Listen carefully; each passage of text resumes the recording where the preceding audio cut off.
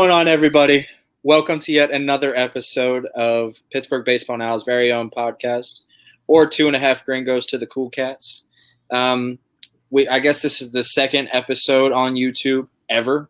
The first one got some amazing support. I think we're up to like 36, 37 subscribers last I checked, and close to 150 views on the first video. So that's pretty bomb. We appreciate the hell out of the support, but we did want to make like a little announcement here. We are going to prolong the giveaway for Bubba Chandler's jersey, the signed jersey that Nola accidentally bought to JP Massey and Bubba Chandler, but it worked out in our favor. So instead of using the Skeen Stash hashtag, we're going to do Petty Jeffy. As you can see in Nola's bottom left-hand corner there on YouTube, the beautiful YouTube. Same rules still apply. Share this video instead of the first video.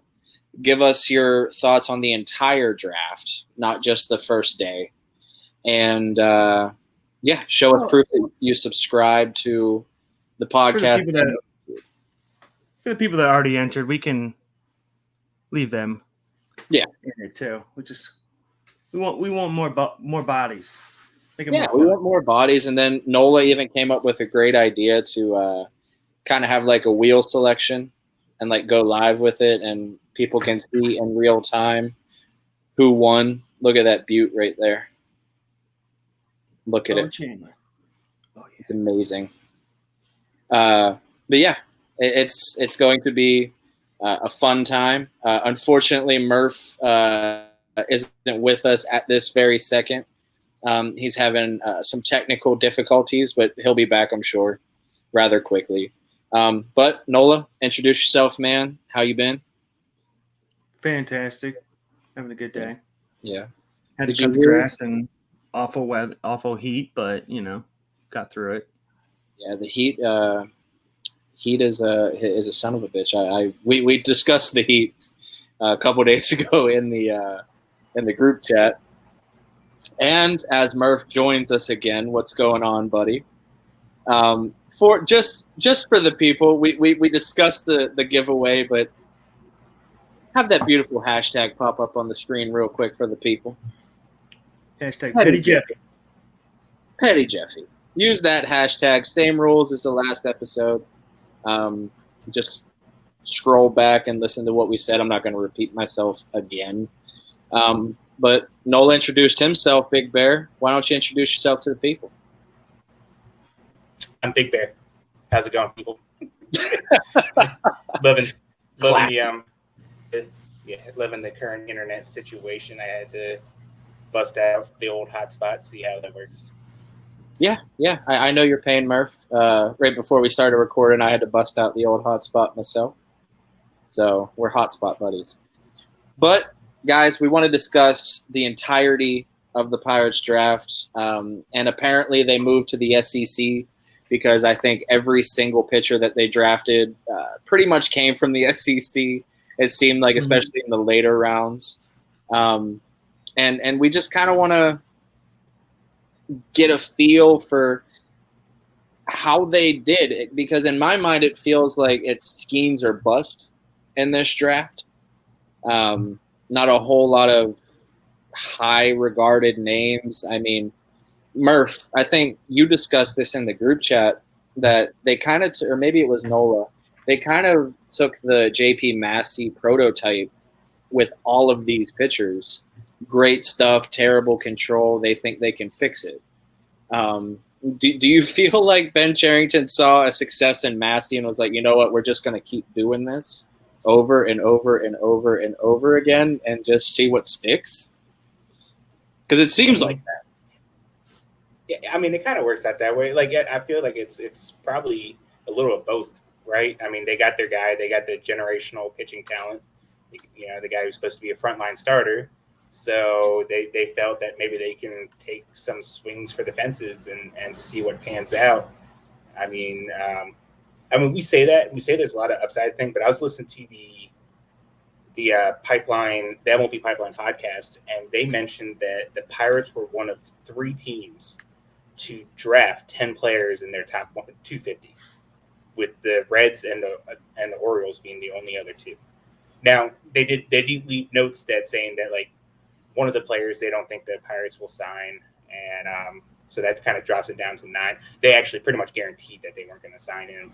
So I mean, we look at it as like it's a bunch of like relievers and stuff like that, but they were able to get to some guys who were pretty highly ranked by MLB Pipeline. So maybe there is something a little bit more with it there. Yeah, no, I hear you on that, and kind of one of the pitchers that kind of shocked me because on Friday today, the day we're recording, some players got signed by the Pirates, and one of them was let's see here, 5th round pick Patrick Bailey out of Vanderbilt, who signed at full slot, which was kind of shocking to me because I think Bailey was. I'm not entirely sure, Riley? but is it Bailey? I thought Riley. I don't know.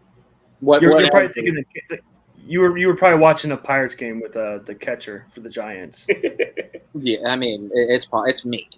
I mean, look at my hair. It's a mess. I'm a mess. Everything is a mess. Anyways, he signed at full slot, and I was kind of shocked to that. But apparently, another great stuff. Terrible control. Didn't have things work out at Vanderbilt. So, I mean, how are we feeling about that? Because that's a fairly high pick. And are we seeing him kind of as a bullpen type of guy, or do you think the Pirates can work a Massey type deal with him? Nola, I'll start with you since Murph led off. I mean, I think it's obviously going to be a case of getting them in the system and see what they got, because it could be a Massey. I mean, even J.C. Flowers for a while there was getting pushed a little further.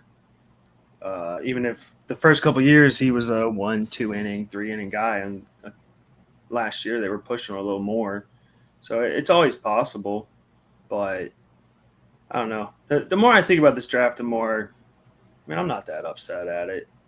It's because you even, well, what? Because 2020 draft, I mean, we're pretty much going to be at a point where they're going to hit on 50%. You got Majinski and Gonzalez already in the majors. Jones is right there. Yeah. I just think it's such a crapshoot at this point that in a lot of cases it's schemes or bust, just because in most drafts it really is just that as it is. I mean, yeah, that's true, but it kind of has a different feel than other drafts. You know, with Tank Davis, there was other players in that draft that you can kind of rely on. It just seems like in this draft particularly, there isn't like a Solometo or a Chandler or maybe they are, and maybe we just don't know enough yet. But I don't know. It just doesn't have that same feel. I mean, I feel like that Muth kid, Xander Muth, I mean, he kind of fits the profile that they, in a sense, of what they look for with prep kids. So, I mean, he's not ranked top 40 like Solometo was, but I think he's still in the same breadth as, you know, when they go after prep arms, they kind of have, you know, he's a big kid, 6'6", 205 is how Pipeline has him listed. Big stuffs, just control problems like the other kids, so. Yeah. Are you happy with Muth? I can't. Murph, are you happy with Muth? Because he's a prep arm, and I know you love your prep guy. Apparently, it's pronounced Meath. Or I thought I was listening to something, and I think they said Meath for it. But no, I don't know. We're mispronouncing every name right now. That's cool. We're gonna get it out of our system now. But yeah. I mean, he wasn't one of the kids that I was like zeroing in on, that I was like watching a lot of video on. But I had watched some stuff on him. You know, like stuff. He had a little bit of a lower arm slot that created a little extra movement on the fastball. So intriguing. I mean, you're kind of swinging for the fences with these guys and just kind of banking on the development team to kind of take control. I would say I can't. I don't know where I read it or where I heard it. But like, didn't like Carrington say something along the lines of like, with a lot of these kids that they took out of the SEC, is that, you know, if they had played like outside the SEC or something like that, that they probably would have been in the rotation somewhere. And a lot of times that it was just like the byproduct. Like Riley, he's the guy that's probably, if he's not playing at Vanderbilt, he was like a top 100 prospect out of high school.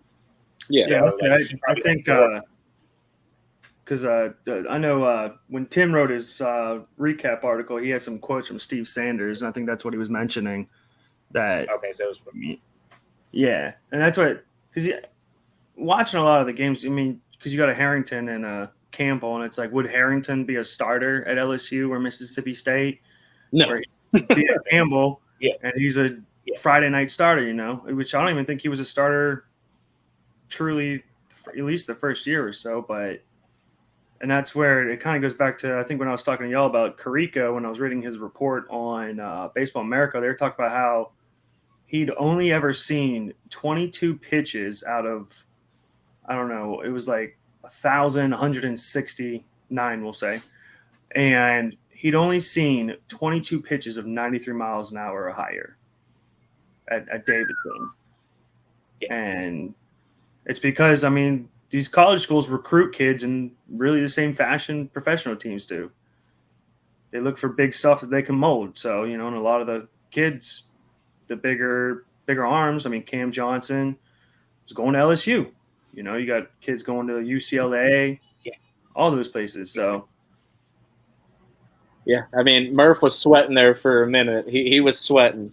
And then Cam came out with the tiger emojis, and he was like, all right, we're cool now. I mean, I would say, we talked about it, didn't like Braylon Bishop do something along the same lines that made it, we all thought that he was going to school and then he signed. Like, I'll tell you what, if the Cardinals took him with a 20th round pick and then were able to sign him, I will be pounding the table for something different in the draft because I will be so upset. Yeah, that's what. Because Cam Johnson just put like the tiger emojis, but I'm pretty sure when Braylon did, he was a little more like cocky, like I ain't going there. I'm going to Arkansas. Yeah, he deleted the tweet. Like he deleted it because his agent said something, and then he eventually signed. It was like a complete 180. It was really weird. I'll just monitor that tweet. If it disappears, I know I'm in trouble. Murph every 2 minutes. Refresh.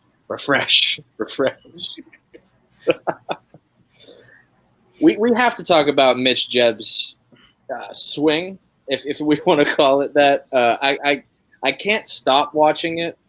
And I know, the last podcast we were like, okay, Mitch Jebb, we didn't really dive into it, but I kind of want to talk about him just because of the conflicting reports that we're seeing. I mean, you have one camp that's saying he's not that much more of a glove, and then you have other camps saying, well, his power is there. It's just the Big Ten fields that he was playing at kind of hindered that. So I trust your guys' opinion on this. Where does Jebb fall in there? Does he have more power than the Big Ten let him show? Or is he more just a glove guy with contact? Like a G1 Bay clone that someone said. I forget who. I saw that a couple places. They said Kevin Newman or G1 Bay.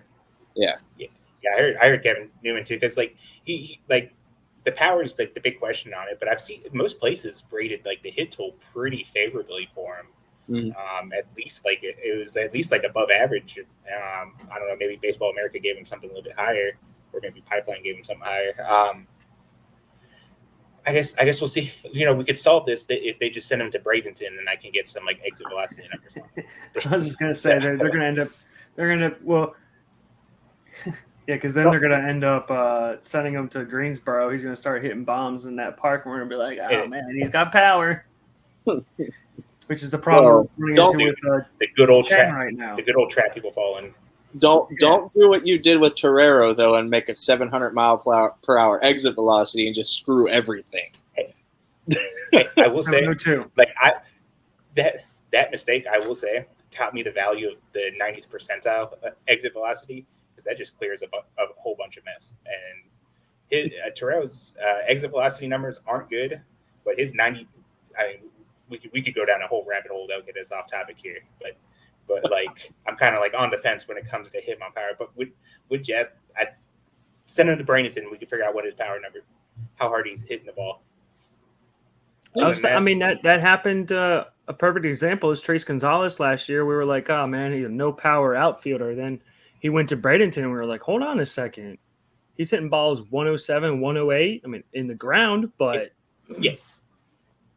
To Brian, yeah, because I wrote about that. Like his launch angle was horrible, but like he hit the ball pretty hard. I mean, he got to Greensboro. He's not really hitting for much power right now, but so that's kind of fell back into it. But he did give us a little bit of hope there for a minute. Yeah. Nola, I didn't mean to cut you off there. You were giving your entire thoughts on the draft there, and we kind of went off topic. But did you want to finish that thought? That's what we're good at. That's why we made the YouTube, so people can see this process. And that I remember because I was actually commenting on it. I think with NMR Nick Ross and P2 comments, because I'd heard one of the analysts talk about it too, or make tweets about it. I forget exactly where it was. It might have been, I don't remember if it was Kylie or one of the Baseball America people, but they were talking about how the draft in general, like major league teams, are starting to shy away from the prep kids and actually go more for college kids just because of the variability. And you're handing out how many millions of dollars? I mean, it's my boy Sammy Ciani was a second round pick that got like $2.5 million, and he can't get out of Greensboro. That's why even like Cuvée, if he doesn't sign, I mean, because at this point, when you read his profile, he's kind of reads like a bigger Mason Martin. John said I remember John tweeted something out and said he'd get eaten alive by pro baller. And that's probably why he's not. What is it? Yeah, I think I don't know if they put an exact number out there, but they started talking about like his average against like velocity of like 92 or 93 or higher was like really bad last season. So like if he's struggling against that kind of stuff, he gets into pro ball with people with better command of the fastball too, throwing harder. Like I mean, he's a guy that, so like for him, for someone with that raw hit tool, he's in the complex league the first 2 years of his career anyways, and then Bradenton. So he's better off going to school anyways, playing 3 years, and then he probably gets to Greensboro, or he would get to high A at the same time frame, maybe even earlier by going to school. So and he probably gets more playing time and stuff like that. So potentially more money as well. Yeah. And with that power, he absolutely has a chance to make more money in a couple of years, anyways. So Which, and it's the thing too, when you first mentioned the whole topic of talking about the SEC, I started thinking about it. It's funny how, because even myself, it was always, when it comes to like SEC football, it was like, fuck that conference. The conference isn't that good. You just keep ranking them higher, and they beat each other, and that's why they're ranked so high. But then, they win a championship, and they win another championship, and they win another one. And it's like, okay, maybe the conference is actually good. Tom Brady's a piece of shit, but at the same time, you got to respect, the fact he just kept winning, went to Tampa and won. And I feel like it's kind of the same with the SEC baseball because, I mean, this year you had 2 SEC teams. Last year was Ole Miss, SEC beating Oklahoma. The year before that was 2 SEC teams. So, because that was the David Bednar, the Baby Bednar. Will Bednar. Yeah, Baby Bednar against Vandy. And it's just consistently. What's that? His draft stock just skyrocketed after the World. He went from like mid-second round to, I think he went 14th to the Giants. Although I don't think he's out of A-ball yet, but no. But it goes to show you how valuable the SEC is because you're making it to the World Series if you're in the SEC. Just you got to pick the right team at the time. You know what I mean? Your draft stock can rise, and that's why you see kids going to like Vandy, LSU, Florida. I mean, next year I mean, what is it going to be? Caglione and Tommy Tanks fighting for 1-1 there? I mean, when I was gonna say, and then hell, even the Orioles, they went LSU relievers back to back, Blake Money and then Riley Cooper.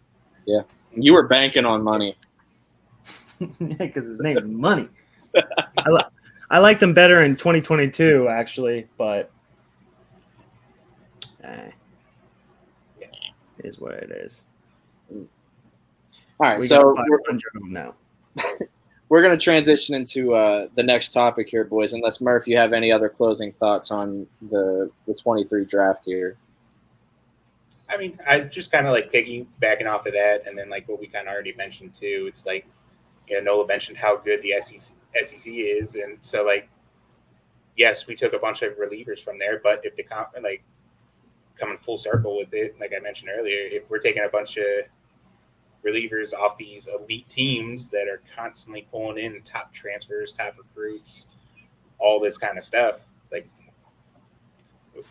was it Riley? He may have been the Friday night starter at Campbell over Harrington with some fine tuning and stuff like that. So yeah. I mean, he was highly regarded coming out of high school. He just never put it together at Vandy.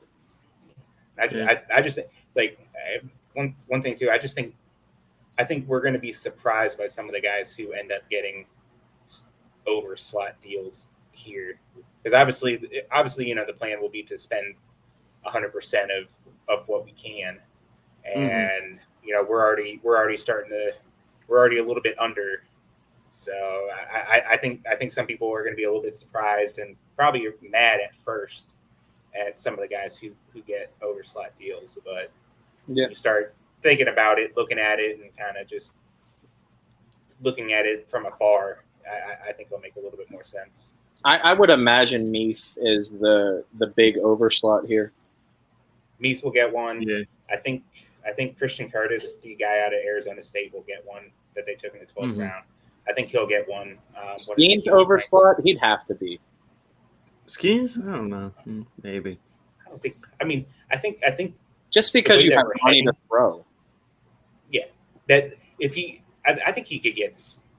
What was the deal? Like they originally said, was it like 9.2 or something like 925? 925. Yeah. I think that could get closer to what slot value is by the end of it if they don't find other ways to spend it. But I think they can. Like I said, I think Curtis gets an overslot deal. That catcher out of Puerto Rico, they might get him one. Yeah, he some of the ones I was looking at last year, he'd be a hard maybe, get an overslot. Yeah.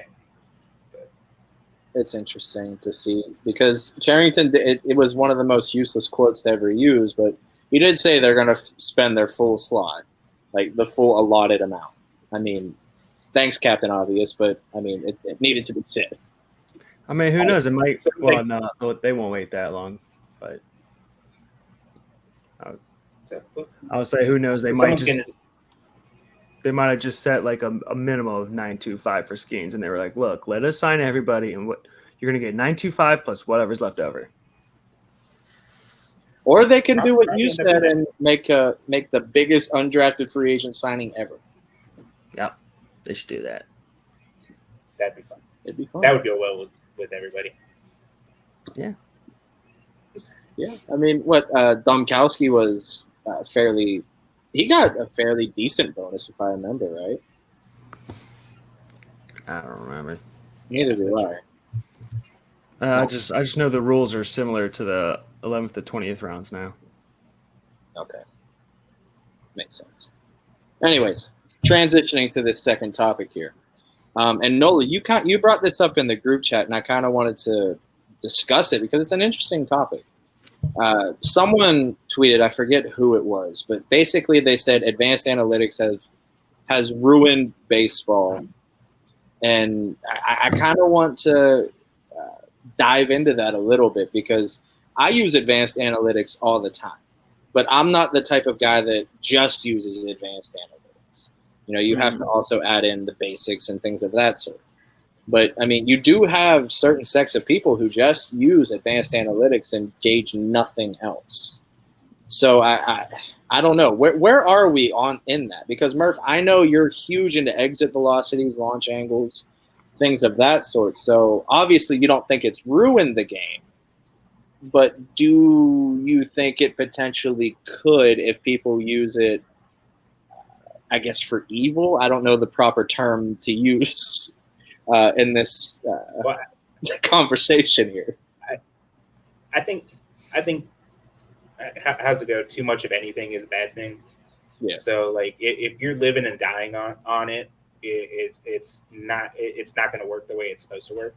I think anyone who is completely bought and 100% sold into analytics will tell you the same thing too. Like I'm as much of a analytics person as they come. You know, I spend hours and hours a week tracking, you know, the minors and what's going on in the system and stuff like that, and use it as much as I can in my writing. But I don't think it all is the say all be all with it. Like you got to kind of find the right blend of it for it to work the way that you want it to work. So. Just a little tidbit here. Calix Crab, Altoona's manager, his favorite advanced analytics stat to talk about, or to gauge a player's value on, is, take a guess, and I'll tell you. Like we're Dog talking value. about, we're talking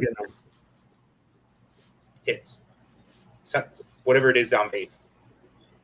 It's WOBA. WOBA. Oh, okay. Yeah. See, that was like a tease. I figured it was going to be something like super simple. No, I was being legit. Like, this is an advanced analytics stat. He loves WOBA. Okay. They use that a lot. Okay. Yeah. So isn't that one that Carlos Correa brought up when he was going on his huge analytics talk the one time? I think so. That's it. I mean, WOBA is a good thing to gauge, if you think about it. Well, it brings in a lot of different statistics into one. Yeah. Now, here's the biggest debate here. Do you guys say OPS or OPS? OPS. I would say OPS. But I've heard who's it? I think it was Jim Callis. Callis. Callis, or was it Callis? Yeah, he was saying yeah. ops on one of the podcasts, and it had me questioning my entire life.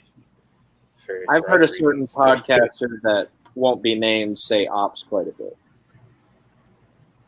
Well, he probably realizes he has a short window to get as many words out as possible. So instead of saying OPS, it's too many syllables. It's ops.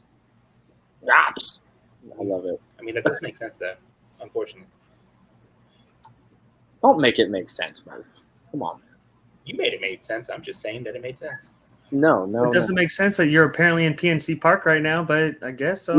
With the Pirates charity sign, you need to update your picture, Murph. He's dead. Yeah. We mourned him. That's what on this Twitter. is. It's a in memoriam. It's a remembrance. Yeah, that's what it is. Hashtag in memoriam. That's the new hashtag. Screw Petty Jeffy. It's hashtag in memoriam. Yeah. All right. I am gassed out on topics here, boys and girls. It's been a very long week for me. Heat is a real thing. It'll kill you. It'll kill you. And we had a fellow UPSer in Arizona, California die because of heat. Delivering packages. He died right in front of a ring cam. And that's why we're fighting for better benefits, better everything, and we might see the biggest strike in the United States ever pretty soon here. They said there could be a loss of $7 billion. Yeah. That's insane. Yeah. So when you see a UPS driver, folks, give him some water, give him some Gatorade, give him something, because he's working hard out there in this heat. You're driving in a tin can. Be kind. And that's my little statement for today. Be kind to people, especially the UPS driver. Especially, yeah. That's all I'll say about that. Anyways, we're gonna end the show here. Remember to share this video. Use the hashtag Petty Jeffy, give us your thoughts on the entire draft. I mean the entire draft, not just day one. Is it Skeens or bust here? And Nola mentioned it's kind of the first overall pick or the first round pick or bust in any draft, which makes sense. Subscribe to the podcast, subscribe to the YouTube channel, and use the hashtag PettyJeffy, and you will be entered in to win a signed Bubba Chandler jersey. Nola, you got to show the front of it because it's great. This one's mine. That he's showing off the JP Massey. You can't have it. You can't have it. It's mine. It's mine. This came out good. This came out good. They did. But as always, we leave you with our socials to give us a follow on. For me, I would appreciate a follow on Twitter at 2HG013. We also have a TikTok now. We made a TikTok for the podcast and the YouTube channel for Pittsburgh Baseball Now. It's at Pittsburgh Baseball Now on TikTok. I know you youngsters who watch this show use TikTok quite a bit. So tap into the untapped market and see what sticks, man. We might even make a Threads account. Who knows? I haven't even downloaded that Tic Tac app yet. That Tic Tac. See, I said that a couple years ago, and then when Sprint closed down during COVID, it's addicting. I fell into it. It's addicting. It's very addicting. But Murph, give the beautiful people your social, man, and any projects you got working on. As always, follow me on Twitter at _Murphy88. In my bio on Twitter is a link to my YouTube page where I post like the Pirates videos. Been doing some other little breakdown videos and stuff like that as well. Give that a follow as well. And yeah. Nola Jeffy, hashtag Petty Jeffy. What you got going on, man? Give your socials. At Nola Jeffy, NOLAJEFFY. Yeah. Yeah. How's your grass? Is it nice and cut? It's cut now. Yeah. Did you go out there with the weed trimmers too? I went out there with the edger afterwards, and then the blower. Look at you. This is not the heat to be doing that in, but it's got to be done. Yeah. I'm not looking forward to whenever the new house is built with that. Well, everybody. If I had money to throw around, I'd buy one of those grass cutting robots. There you go. Yeah, they have this now. It's like a Roomba, but it's a mower. Yeah. Seems very Murph is definitely contemplating this. Anyways, before we get far over the allotted time here, love you guys very much. Please like, rate, subscribe to the YouTube channel and the podcast, wherever you get your podcasts, and show us the support we've been showing for over a year. Bird watches this. I'm wearing a Delmarva hat. Oh, I like that. Shout out. That looks cool. I want that hat. It does. Absolutely. But we love you guys very much. We'll see you next time. Bye.